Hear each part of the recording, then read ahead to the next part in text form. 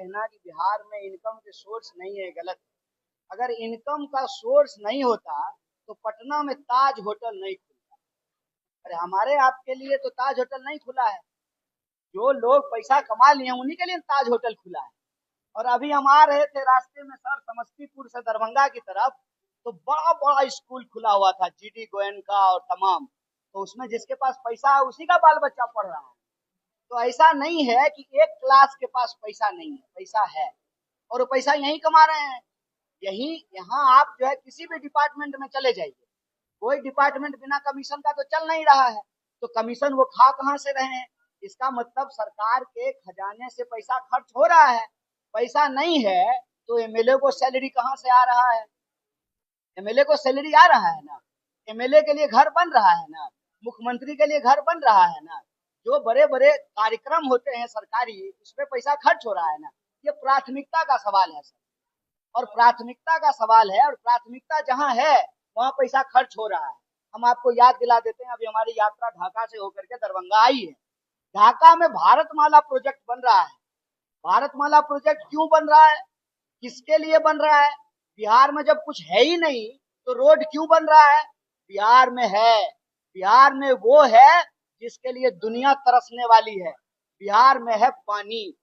और पानी, याद कीजिएगा मेरा यह बात, ये प्रेस कॉन्फ्रेंस याद कीजिएगा, आज बोल रहे हैं, पानी पेट्रोल से भी ज्यादा कीमती होना है, क्योंकि पेट्रोल पीने से प्यास नहीं बुझती है।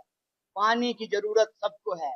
दुनिया में जिस तरह से पानी खत्म हो रहा है, दुनिया भर के पूंजीपतियों और कारोबारियों की नजर बिहार की पानी पर है।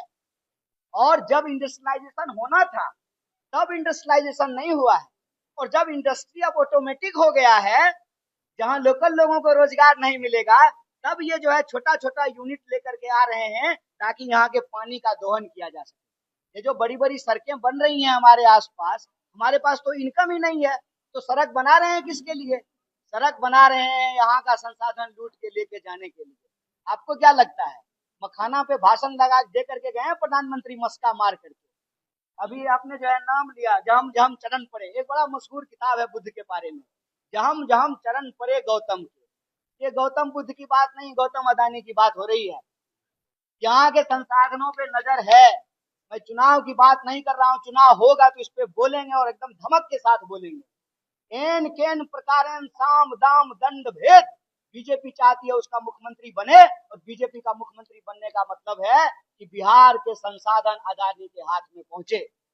संसाधन नहीं है, रेवेन्यू नहीं है, तो इंटरेस्ट क्यों है भैया? इतना इन्वेस्टमेंट क्यों हो रहा है पॉलिटिक्स में?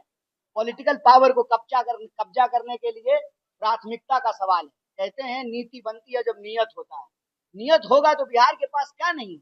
आप याद कीजिए 1952 का बिहार।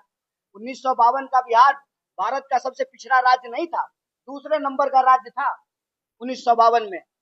हमारा जो है पर कैपिटा इनकम आप उठा करके देख लीजिए। जानबूझ करके इसको बर्बाद किया गया है, जानबूझ करके जो इसको लेबर फैक्ट्री बनाई गई है। और मैं डंके के चोट पे कहता हूँ, what Bihar has been serving to the country, India has serving to the world. हाथ में हथकड़ी लगा करके पंजाब और हरियाणा के मजदूर भेजे गए हैं ना।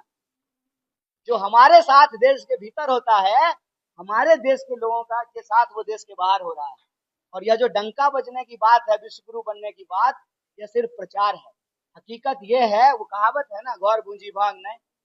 जब तक आपके कोठी में अनाज नहीं होगा, जब तक आपके घरों में किताब नहीं होगा, जब तक परिवार के लोगों के बीच में आपसी मेल और सम्मान नहीं होगा, देश तरक्की नहीं कर सकता है।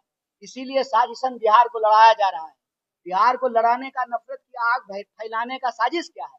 साजिश यह है कि यहाँ के रिसोर्स पे नजर है। ये मत कहिए कि बिहार के पास अपना कुछ नहीं है।